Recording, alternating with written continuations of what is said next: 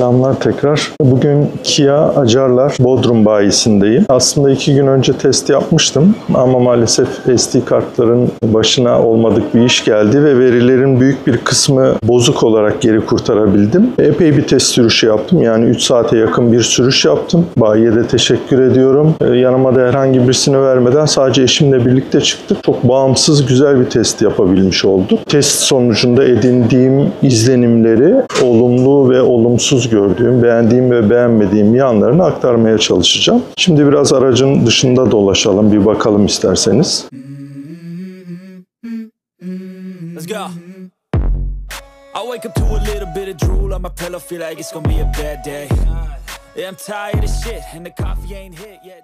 Bu renk Frost mavi olarak geçen renk. Bu rengi de hem de Aventür yeşil rengini de çok beğendim. Bu Elegance donanımı. Elegance donanımın diğerlerine göre eksik olan ve normal donanımlarını da ekrana koyacağım. Ona da bakarsınız. Yerden yükseklik olarak bunlar 140 santim. En üst versiyon GT paket ise 147 santim. Bagaj kapasitesi 460 litre. Üçünde de aynı. Çift kullanılabilir 2 zeminli bir bagajı var. En alt zemine alındığında bu şekilde 460 litre olmuş oluyor. Üst zemine alındığında da alttaki bu bölmeyi de kullanmış oluyorsunuz. Pandizot yerine perde var. Bagaj perdesi. Benim bir eleştirim. Burada bir boşluk var. Yani şuraya dayanmış olsaydı, çünkü şu koltuklar geriye de gelmiyor. Dolayısıyla dayanmış olsa daha iyi olurdu. Beyaz bir aydınlatmamız var. Bagaj manuel, açılıp kapatılıyor. Bu arada kapı kolları hem önde hem arkada gizli konumda. Yani bu da rüzgar sürtünme katsayısını olumlu etkileyen bir durum. Benim boyum 1.78 ve çok dik oturduğum halde buradaki pay yeterli. Bu arada diz mesafesi de ön koltuk geride olduğu halde diz mesafesi de 3 parmak kadar var şu anda. Ön konsol bu şekilde gözüküyor. Koltuklarda yanlarda USB girişleri var. Burada küçük bir cep var. Ortada şaft tüneli yok. Arka aydınlatmalar beyaz. Bu arada Elegance pakette yine farklılıklardan bir tanesi de bu kol dayama. Kol dayamanın olduğu yerde sürgülü bir panel yok. O nedenle burada küçük bir saklama alanı var. Aslında bu daha kullanışlı. Tabii öbüründe bir masa gibi, küçük bir sehpa gibi de kullanabiliyorsunuz onu, bilgisayarınız falan anlamında. Burada yine kısa yol tuşları da var. Yine fiziksel tuşlar da var. Kontakla birlikte ışığı açılıyor bunların. Kontak kapanınca da kapanmış oluyor. Elegance paketle ilgili çok fazla eleştiri vardı malzeme kalitesiyle ilgili ama ben gerçekten malzeme kalitesini beğendim. Hem kumaşın kalitesi hem yanal destekleri beğendim. Aynı zamanda Elegance pakette şurası diğeri gibi tekstil malzeme değil. Aslında daha uzun ömürlü gibi geliyor bana. Ancak tekstil malzemenin de silinebilir olduğunu söyledi bayideki arkadaşlar. Bu Aventür yeşili. Let's go. I wake up to a little bit of drool on my pillow, feel like it's gonna be a bad day. Yeah, I'm tired of shit and the coffee ain't hit yet, damn ain't that great. I don't wanna go to work cause my boss is a jerk and I'm not even that paid. I need a change in my life cause I don't feel alive and there's nothing that makes me happy. Hold my beer for a minute, I'm about to quit my job, cash in for a ticket. I'm going on a trip and I don't plan to visit. I'm gonna stay there till I feel like I'm winning, and this is just the beginning. I need a big change, help me feel like living. I need a big swing, home runs I'm hitting, and I'll never look back, moving on till I get it all. Aracın altına bakıyoruz.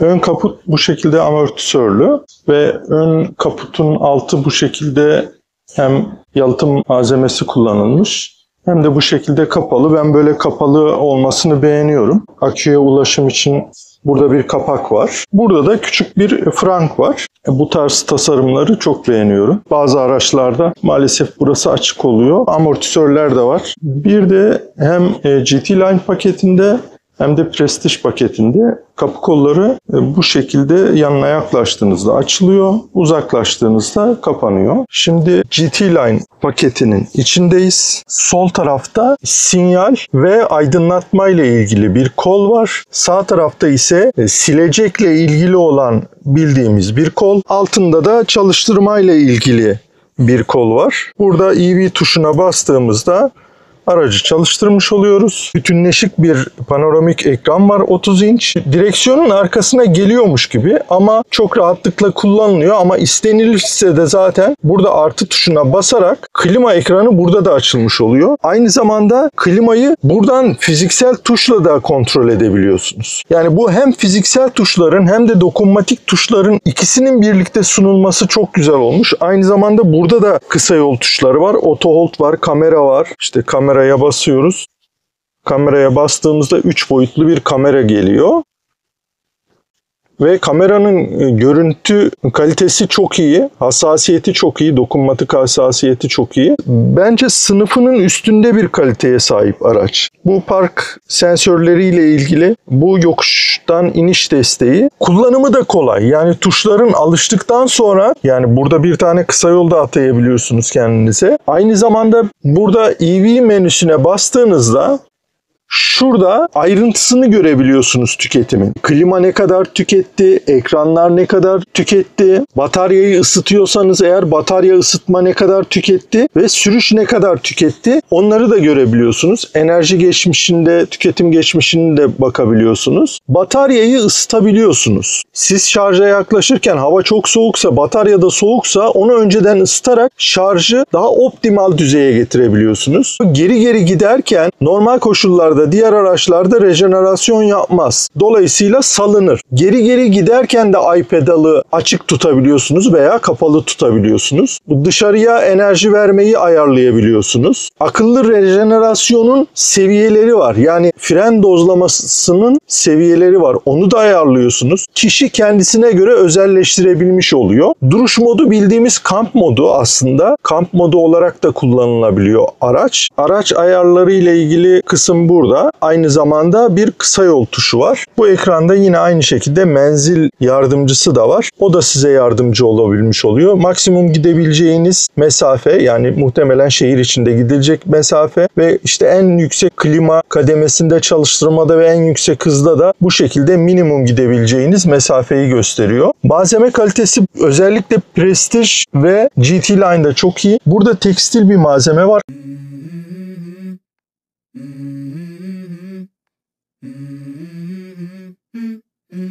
Let's go. I wake up to a little bit of drool on my pillow, feel like it's gonna be a bad day.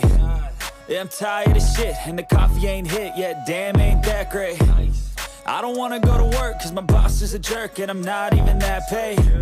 I need a change in my life, cause I don't feel alive, and there's nothing that makes me happy. Hold my beer for a minute, I'm about to quit my job, cash in for a ticket. I'm going on a trip and I don't plan to visit. I'm gonna stay there till I feel like I'm winning, and this is just the beginning. I need a big change, help me feel like living. I need a big swing, home runs I'm hitting, and I'll never look back, moving on till I get it all. And we all got dreams, we all want things, but what you gonna do for it, how you gonna move for it, what you gonna be, and do you believe you can do anything? But what you gonna do for it? How you gonna move for it? What you gonna be?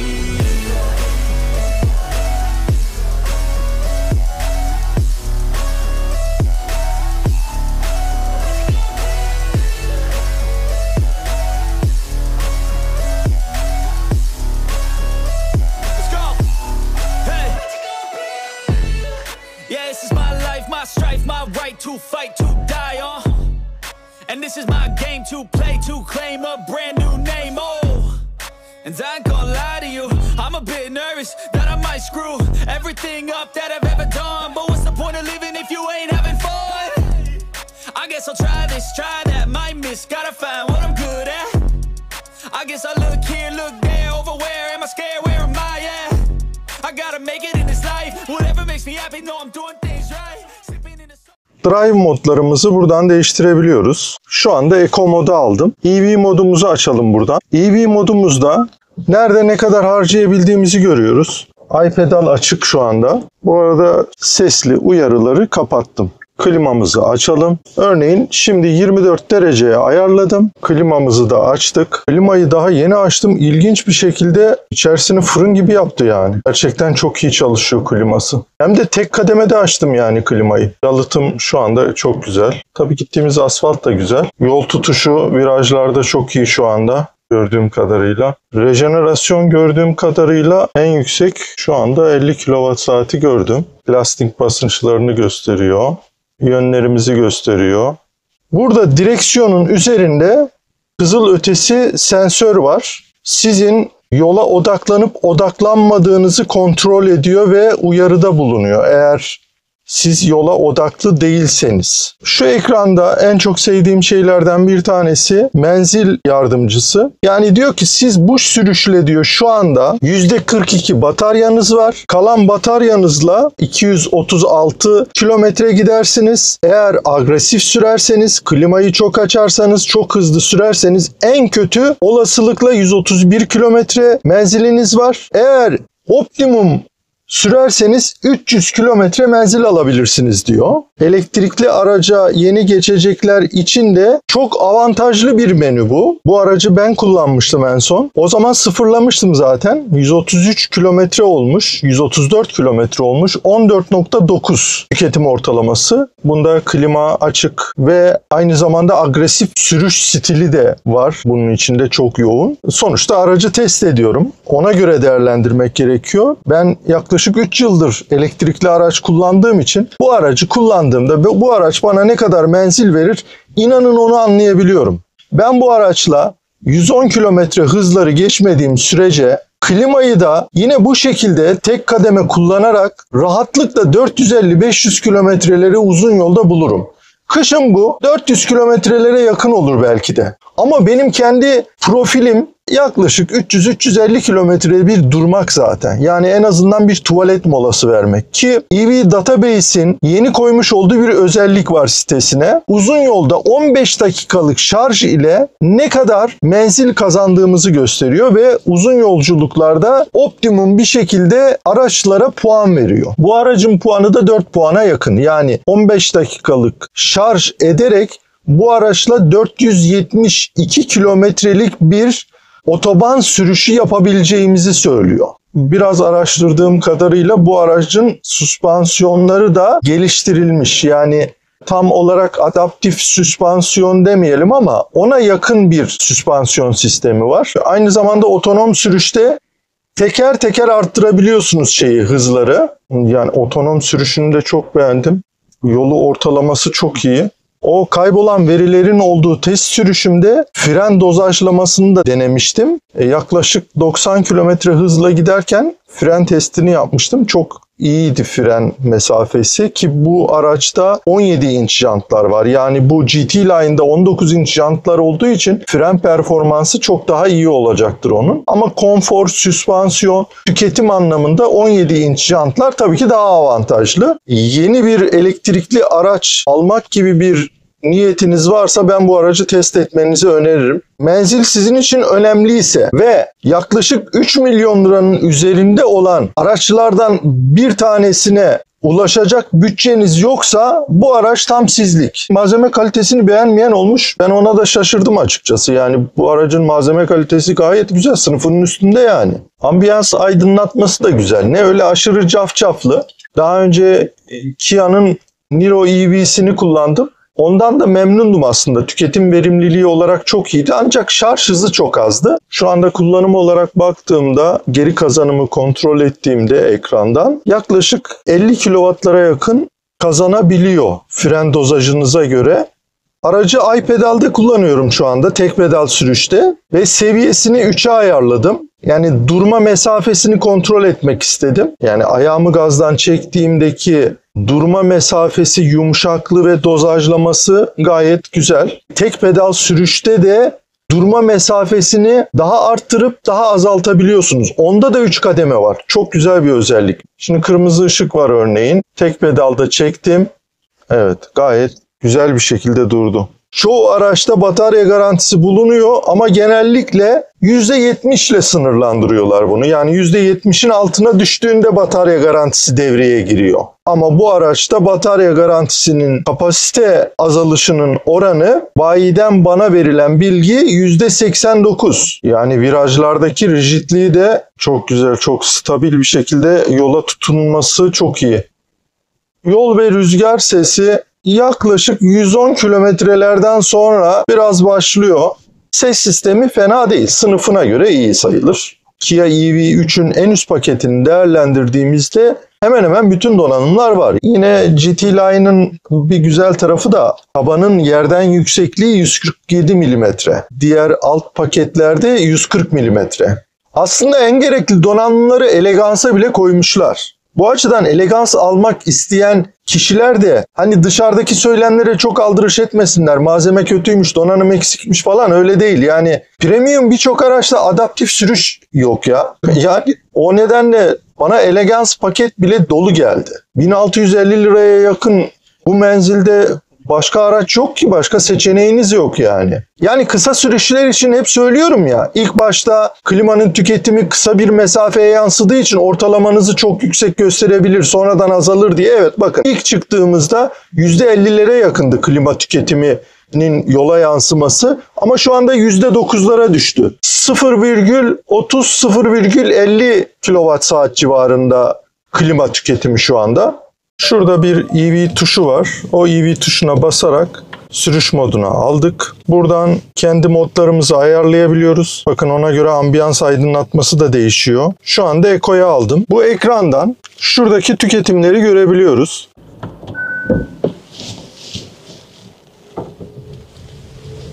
Burada sürüş ekranında, bilgi ekranında gördüğümüz gibi şarj ettikten sonra 270 kilometre olmuş, 15.6 tüketim ortalaması ve kalan menzilimiz de 216 kilometre. Benim cumartesi günü test sürüşüne başlarken sıfırladığımdan sonraki veri de bu şekilde: yaklaşık 155 kilometre yol almışız, 14,8 tüketim ortalaması var. Bu arada geri giderken de rejenerasyonu açık tutabiliyorsunuz. Rejenerasyonu bir de otomatik moda aldım. Ona bir bakalım. Rejenerasyon otomatik moddayken akış modunda oluyor. Önünüze bir araç geldiğinde ona göre araç rejenerasyonun frenleme gücünü ayarlıyor. Bakın şimdi evet.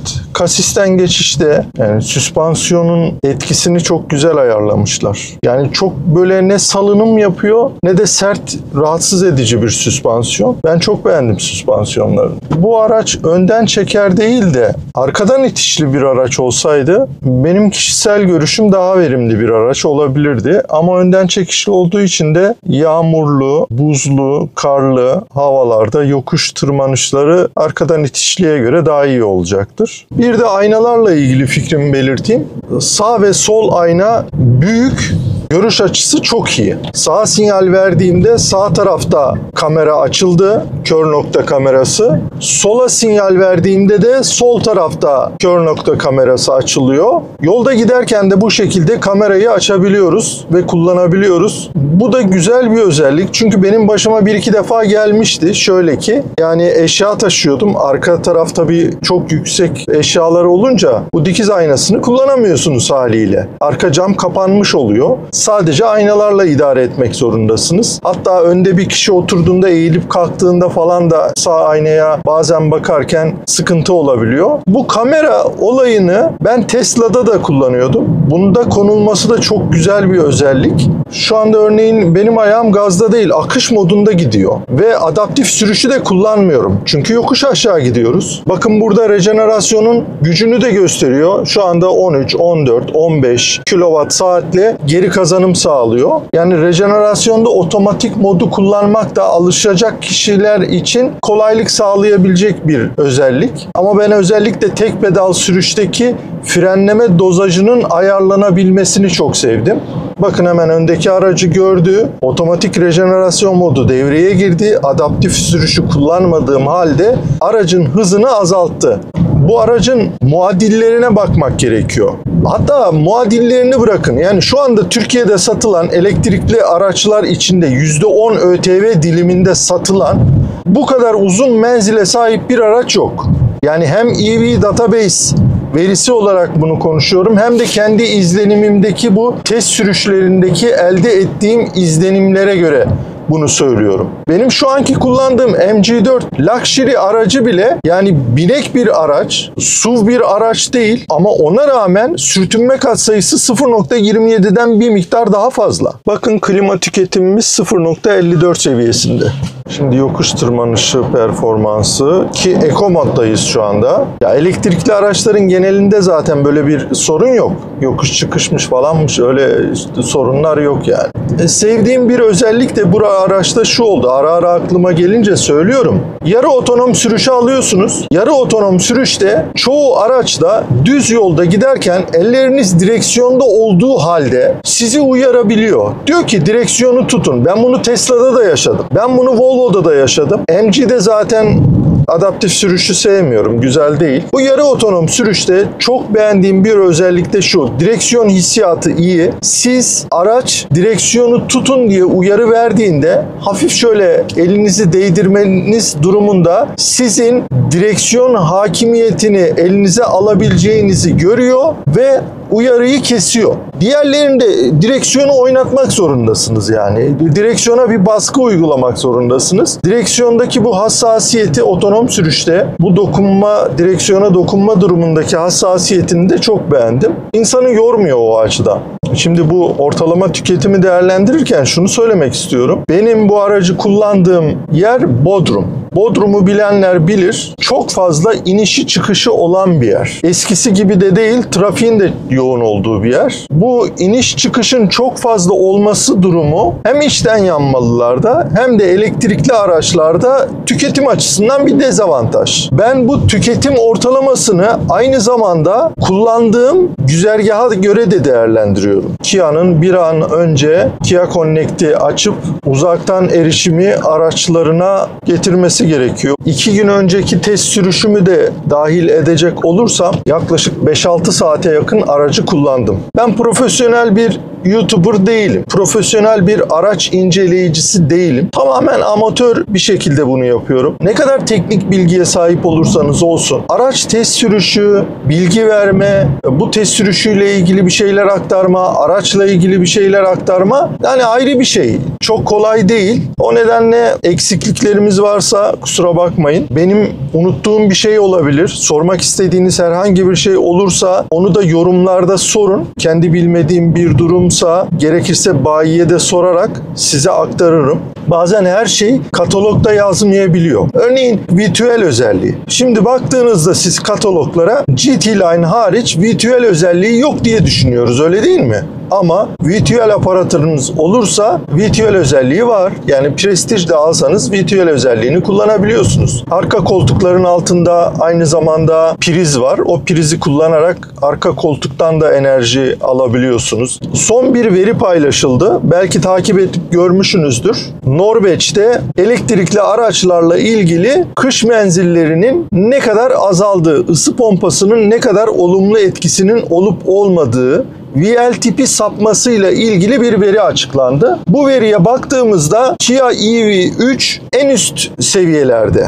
Yani sanırım VLTP sapması en az olan araçlardan bir tanesiydi. İlk 3'e, ilk 4'e girmişti yani. Gerçek hayattaki veriler de Kia EV3'ün bu tüketim verimliliğini destekler nitelikte. Çok önemli. Tesla Model 3 ve Polestar Türkiye'de satılmıyor. Polestar en üst sıralardaydı. VLTP sapması az olan. Ben genellikle araç önermem. Yani herkes kendisi seçsin derim. Yani bunda da aynı şekilde tabii ki muhakkak gidin, test edin, tasarımını görün, içinize siniyor mu, sinmiyor mu, saklama alanları sizin için yeterli mi, değil mi gibi birçok şey. Yani direksiyonu beğenmezsiniz, yine almazsınız. Bu size kalmış bir şey. Genellikle ben araç önermem ama gönül rahatlığıyla Kia EV3'ü önerebiliyorum. Peki sen alır mısın Kia EV3 derseniz, Tesla ekosistemini sevdiğimi zaten daha önceki videolarımda anlatmıştım. Tesla gibi Kia Connect'in uzaktan erişimle bu araçlara getirilmesi durumunda bu aracı alabilirim. Çünkü süspansiyon ve konfor anlamında Tesla'dan çok daha iyi. Hatta başka özellikleri de var iyi olan. İşte dediğim gibi örneğin rejenerasyon modlarının ayarlanabilmesi çok güzel. Kapatılabilmesi çok güzel. Kendi almak istemediğim bir aracı zaten size ben öneremem yani. Aslında hiçbir araç önermiyorum. Herkes kendi aracını kendi koşullarına göre seçsin. Daha önce Niro EV'nin Prestige'ini kullanmıştım. O da en üst donanımdı. Onda da deri koltuklar vardı. Ama şunu söyleyeyim, geliştirmişler. Koltuk kalitesi daha farklı. Testin de sonuna doğru yaklaşıyorum. Kia EV Bodrum Acarlar bayisine çok yaklaştım. Eğer aklınıza takılan bir şey varsa, sormak istediğiniz bir şey olursa yorumlara yazarsanız yanıtlamaya çalışırım. Kia'nın Bodrum Acarlar bayisi Gözde Hanım'dan aldığım bilgiye göre Şubat ayında bir miktar bayilere GT Line paketi gelecekmiş. Almak isteyen varsa şimdiden Kia bayileriyle iletişime geçebilir. Çünkü GT Line paketi ile Prestige paketi arasında fiyat farkı çok fazla yok. O fiyat farkı donanım özelliklerine değecek bir fiyat farkı bence. Ama eğer bulamazsanız GT Line'ı Prestige paketini de hatta bence Elegance paketini de inceleyip test yapmanızı öneririm. Şimdi sürüşümüzün sonuna geldik. Sürüşümüzün sonunda ben size aynı zamanda ekrandaki verileri de aktarayım. Şu anda ekran verisine göre aynı zamanda da ekrana koyacağım. Sıfırlandıktan sonra 178 kilometre olmuş, 14.7 tüketim ortalaması. Şarj edildikten sonra 292 kilometre olmuş, 15.6 tüketim ortalaması. Bu sürüşümüzde %9'unu klima harcamış, %7'sini elektronik aksamlar harcamış, %84'ünü de sürüşümüz harcamış tüketimin. Maalesef dediğim gibi önceki kayıtlarımın hepsi kayboldu. O nedenle bazı görüntüleri de koyarak onun üzerine fikirlerimi ve düşüncelerimi söyleyeceğim. Tasarımı yaparken elektrikli sürüşe uygun, menzili arttırıcı bir şekilde tasarım yapmışlar. Neden derseniz sürtünme katsayısı çok ön plana çıkıyor. Ve bu aracın sürtünme katsayısı 0.26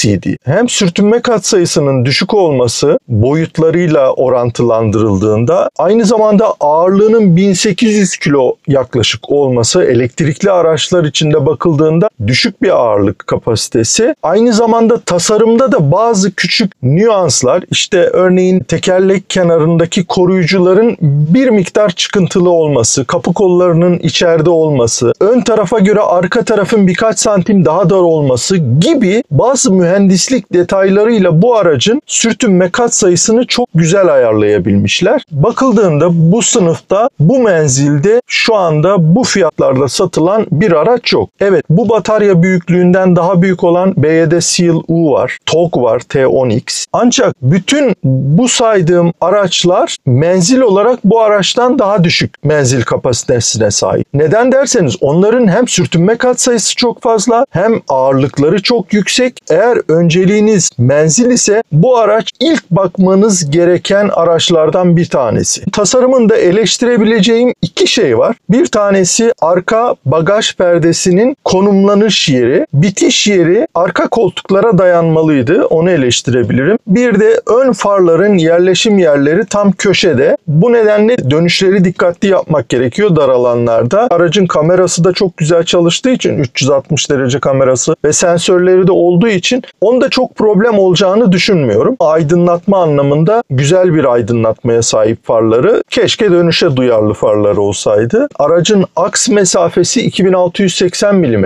O nedenle içeride de bir ferahlık var. Mesela ben en yüksek konumdayım şu anda. Neredeyse bir minibüste oturuyor gibiyim. Pozisyonum o şekilde. 1.78 boyum. Burada sunroof olmasına rağmen baş mesafem çok iyi. Üst iki pakette dar alanlarda kumandadan aracı kontrol edebiliyorsunuz. İleriye veya geriye alabiliyorsunuz. Bu da bazen hayat kurtaran bir özellik oluyor. Özellikle AVM'lerde, dar alanlarda falan. Menü tasarımını çok beğendim. 30 inçlik bir ekran var. 12.3 sürüş ve bilgi ekranı ekranı, ortada 5.3'lük bir klima ekranı ve sağ tarafta da 12.3 inç büyüklüğünde bir ayarlarla ilgili, araçla ilgili müdahale ekranı var. Ve bunun aynı zamanda fiziki tuşlarla desteklenmesini de beğendim. Sürüş modları örneğin direksiyondan ayarlanabiliyor. Özellikle rejenerasyonların bu kulakçıklardan ayarlanabilmesini çok beğendim. Ama aynı zamanda esas beğendiğim şey, bu rejenerasyonlarda kapatabiliyorsunuz tamamen rejenerasyonu. Ki daha önceki paylaşımlarda da şunu aktarmıştım. İki çeker araçlarda ister önden çeker olsun Kia EV3 gibi, ister ise arkadan itişli olsun, rejenerasyon açıkken hızlı sürüşlerde fren yapıldığında önden çekişli araçlarda önden savrulma, arkadan itişli araçlarda arkadan savrulma olabiliyor. Bu nedenle genellikle yüksek hızlarda uzun yolda ben rejenerasyonu kapatıyor veya düşüğe alıyorum. Birçok araçta rejenerasyon kapatılamıyor ama bu araçta rejenerasyon kapatılabiliyor. Çok güzel bir özellik. Rejenerasyonun 3 tane farklı seviyesi var. 1, 2 ve 3 diye. Aynı zamanda 2 tane daha farklı rejenerasyon modu var. Bir tanesi otomatik rejenerasyon modu. O da çok iyi bir şekilde çalışıyor. Önünüzde araç olduğunda rejenerasyonu en üst seviyeye getiriyor. Önünüzde araç yoksa gazdan ayağınızı çektiğinizde araç akıyor. Otomatik rejenerasyon modu da iyi. Ama ben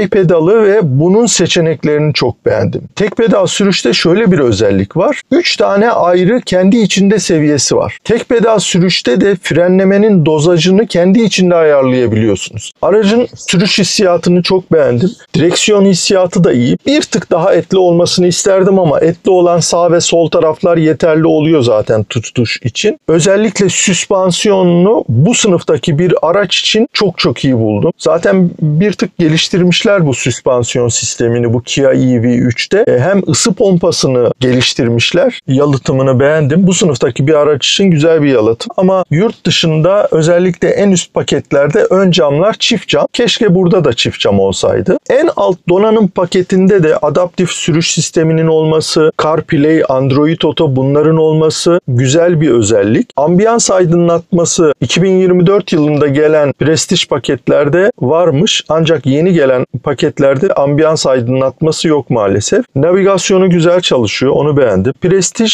ve Elegance pakette 17 inç jantlar var ki ben süspansiyonu daha olumlu etkilediğini gördüm. Aynı zamanda tüketimi de çok olumlu etkiliyor. Zaten menzil verilerine baktığımızda Prestige ve Elegance'da bir miktar daha fazla menzil verisi elde ediliyor. Yarı otonom sürüşü çok stabil ve çok güzel çalışıyor. Öyle savrulma yapmıyor sağa sola. Verimlilik ve tüketimini çok beğendim. Yani bu araçla 110 kilometre hızlar geçilmediği sürece kışın 400 kilometreleri, yazın da 450 kilometreleri rahatlıkla aşabiliriz. Klima tüketiminin çok fazla olmadığını gördüm. Onu da beğendim. Aynı zamanda klimada şöyle bir özellik var. Tesla'da da vardı biliyorsunuzdur. Sadece siz yolculuk yapıyorsanız araçta sadece sürücü tarafının klimasını çalıştırabiliyorsunuz. Duruş modu ve kamp modu özelliğinin olmasını beğendim. Arka camdaki silecek yerini çok beğendim. Gizlenmiş. Arkada en üst tarafa gizlenmiş silecek. Doktor Emre Bey'in Kia EV3 ile ilgili paylaşımını da izlemenizi öneririm. O da GT Line paketini almıştı ve dolu bir video yapmıştı. Orada da çok net, detaylı bir şekilde sevgili Ozan'la çok güzel bir paylaşım hazırlamışlardı. O videoyu da ben sonuna kadar 2 defa izledim bu aracın incelemesini yapmadan önce. Onlarla çok benzer görüşlere sahibim. Peki araçta neleri beğenmedim ve nelerin eksik olduğunu düşünüyorum. Bir defa araçta bagaj perdesinin yerini ve konumunu beğenmedim. En sondan başlamış olsaydı, orada bir açıklık olmasaydı çok iyi olurdu. Yine bu öndeki tekstil kullanımı yerine deri kullanılmış olsaydı, yapay suni deri kullanılmış olsaydı tercih ederdim. Aracın farlarının tam köşede olmamasını isterdim. Dönüşe duyarlı, viraj aydınlatmalı farların olmasını isterdim. Kol dayamanın orada bir kapalı saklama alanı olsun isterdim. Açılabilir olmasa da sunroof yerine tamamen bir cam tavan olmasını isterdim. Daha ferah gösterirdi. Ama bence bu aracın en önemli eksikliği uzaktan erişimin olmaması.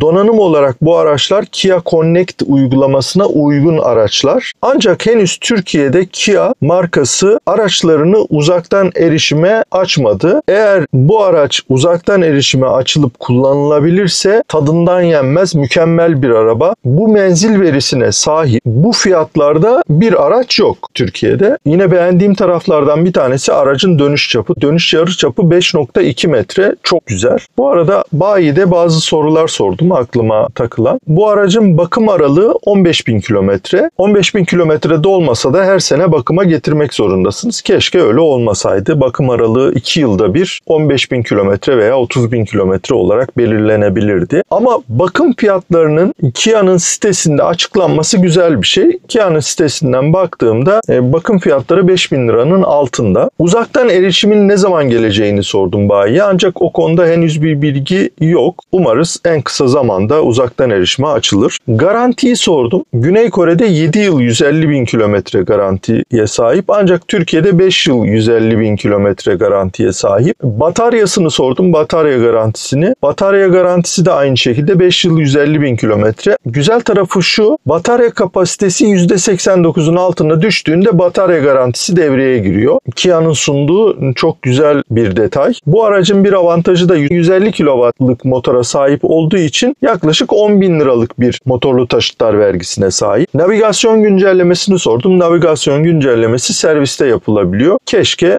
Kia'nın internet sitesinden yayınlanan güncellemeyi USB ile alarak müşteriler güncelleme yapabilmiş olsalardı. En güzeli tabii ki uzaktan erişimle güncelleme yapılabilmiş olması olurdu. Kimler için uygun? Menzil kaygısı taşıyanlar için bu araç çok uygun. Şarj hızı anlamında da çok yüksek şarj hızlarında olmasa da güzel şarj hızlarına sahip. Şarj eğrisidir önemli olan ve bu araç %10'dan %80'e yaklaşık yarım saatte şarj oluyor. Bataryasının büyüklüğünün yanı sıra verimli olması nedeniyle menzil öncelikli olan kişiler bu aracı tercih edebilir. Dolayısıyla bu aracı bakmadan önce bir elektrikli araç tercihinde bulunmayın diye öneririm. Bu videonun daha sonuna geldik. Tekrar Kia Bodrum Acarlar bayisine ve yardımları için Gözde Hanım'a çok teşekkür ediyorum. Test sürüşü için bana aracı tamamen verdiler ve 3 saat boyunca tek başıma gerçekten güzel bir sürüş yaptım. Tekrar daha sonraki videolarda görüşmek üzere. Kendinize iyi bakın. Sevgiler, selamlar.